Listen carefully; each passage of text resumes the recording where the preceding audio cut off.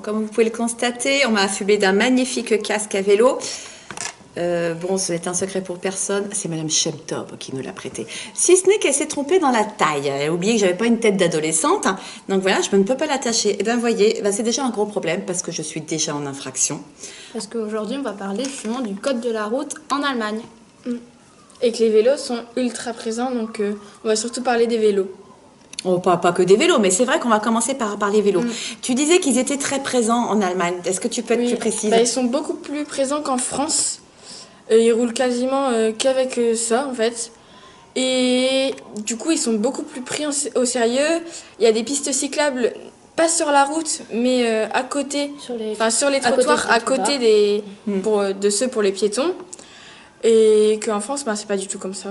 Oui, c'est-à-dire qu'en règle générale, les pistes cyclables vont cohabiter avec une zone, une bande réservée aux piétons. Donc, le trottoir est divisé en 2 bandes. Voilà. Ouais. Et d'ailleurs, un piéton n'a pas intérêt à empiéter sur la piste cyclable parce qu'il va se faire huer par les cyclistes qui klaxonnent. Ah oui, tout à fait, parce que les cyclistes, là, ne font pas de cadeaux. Hein. Ils tracent, c'est leur piste, donc le piéton n'a rien à faire sur cette piste-là. Ouais, en France, moi, c'est un peu plus l'inverse. On me dit, il y a plus de piétons qui marchent sur les pistes cyclables que des vélos. Oui, c'est-à-dire qu'en fait, c'est vrai que le vélo est pris très au sérieux. Là, tu as entièrement raison. Et ce, depuis très très longtemps. Il ne faut pas oublier que les Allemands sont très écolos et que sur ce coup-là, ils ont quand même une longueur d'avance sur la France et une longueur qui est non négligeable. Oui, donc, c'est aussi... on est obligé de porter un gilet jaune et un casque. Oui, quand on est cycliste. Et alors, évidemment, attaché... Vous admirerez quand même mon casque. Merci, Mme Chemtov. Merci beaucoup. Et voilà. Mais sinon, à part les vélos, alors, sachant qu'on a dit qu'ils se déplaçaient beaucoup à vélo, les Allemands, donc dans la semaine, c'est vrai, on essaie de laisser la voiture au garage si c'est possible, mais n'empêche que les voitures, ça reste très important aussi. N'oubliez pas qu'on a quand même, ne serait-ce que 6 grands constructeurs allemands, des constructeurs automobiles. C'est dire que les Allemands, ils aiment bien les voitures aussi. Donc, qu'est-ce qu'on peut dire sur les voitures? Les autoroutes allemandes sont gratuites, mais ça va changer. En 2019, ils vont devenir payantes. Et puis, il n'y a pas de limitation de vitesse sur 60% des routes. Sinon, c'est vers 130. En fait. C'est l'inverse. En fait, c'est sur 60% des routes que c'est limité. Et c'est limité à combien? À 130. À 130. Oui, c'est ça, à 130. Mais par contre, effectivement, il n'y a pas de 90. Exactement. Tu veux dire hors agglomération. Oui, c'est ça. C'est-à-dire, on roule à combien l'heure en dehors d'une agglomération?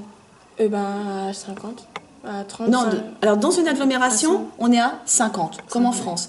Mais sachant qu'il y a également des zones à 30, pareil que chez nous, et même des zones à 20 km/h. Ça, c'est dans des zones résidentielles. D'accord ?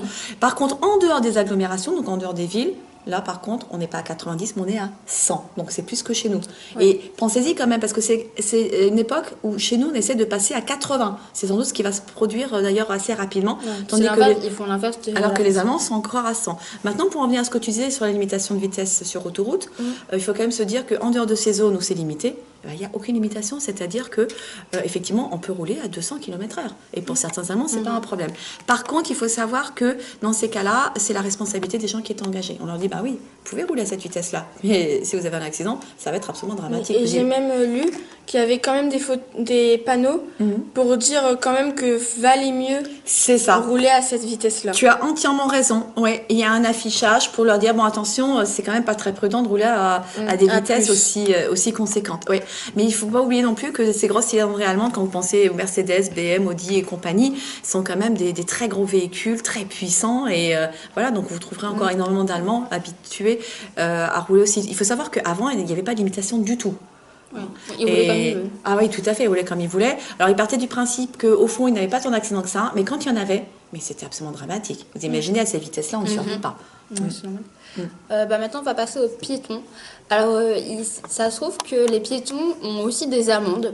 Par exemple, quand ils passent au rouge, sur un passage piéton, ils peuvent avoir une amende de environ 25 € en égalité.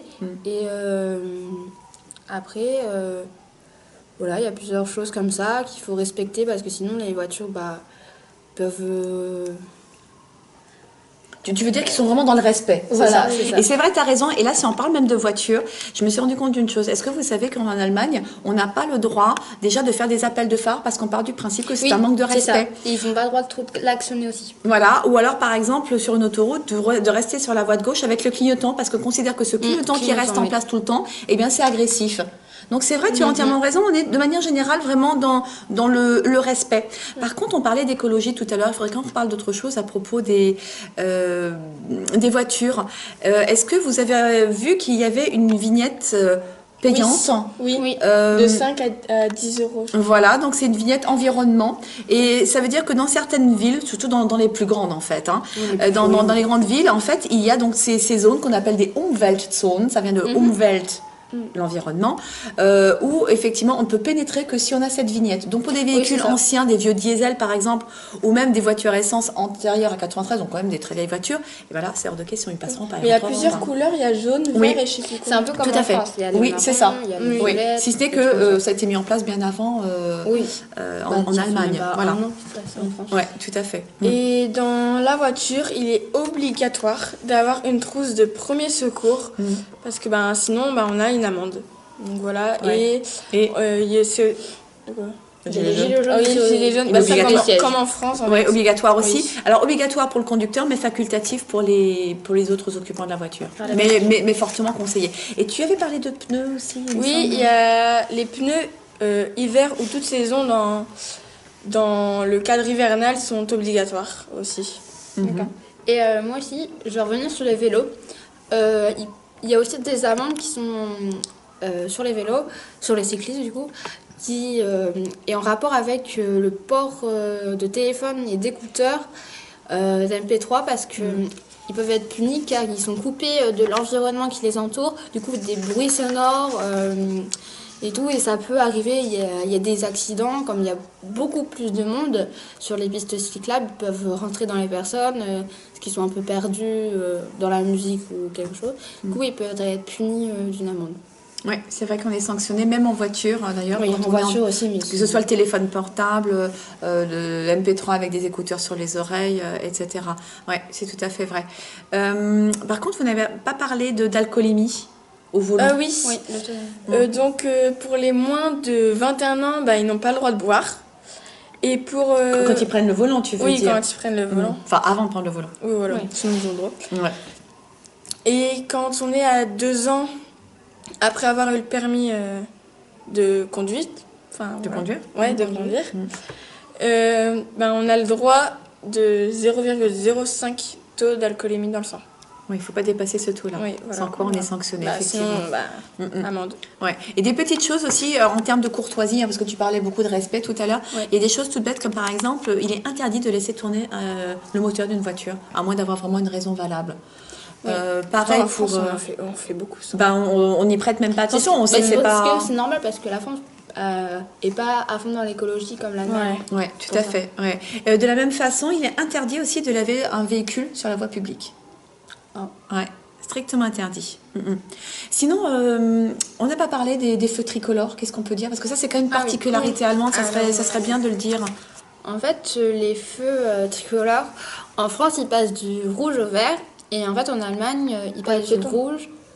Pour les piétons et pour les voitures. Oui, mais les voitures, c'est pareil qu'en France, du coup. Non, ça va être exactement le même principe, c'est-à-dire... c'est vert, orange et rouge. Oui, mais c'est pas ça le problème, c'est que quand ton feu est au rouge, que tu sois automobiliste ou piéton ou encore cycliste, donc tu attends qu'il repasse au vert. Chez nous, en France, il repasse directement du rouge au vert. Tandis qu'en Allemagne, il va passer du rouge à l'orange et ensuite de l'orange au vert. Et tu vas pouvoir redémarrer. Donc ça te permet de savoir déjà, ça y est, ça devient bon, je vais pouvoir redémarrer. Ou je vais pouvoir traverser la chaussée. Voilà, c'est valable dans les deux cas de figure. Voilà.